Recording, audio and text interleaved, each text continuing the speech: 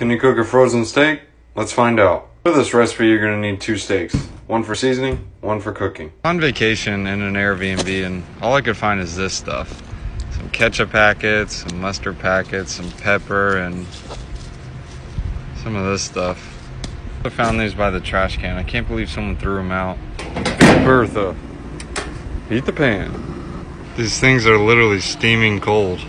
Next, you want to season the grill with a banana peel and some leftover beets. Then you want to add your cooking steak and some steak seasoning. Next, you want to go ahead and add some mustardo, some ketchup-alardo, some pepperardo, and some salt. And then never mind. Next, you want to check on your cow, make sure it's not alive, give it a couple pokes. Everything looks good.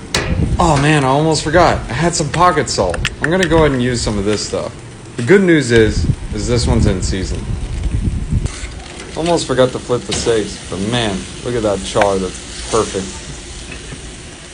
To alleviate the severe burns, I'm gonna go ahead and put this banana on top. I hear it's a really good moisturizer. Done. They got a little bit toasty. Probably should have used more ketchup. Taste test.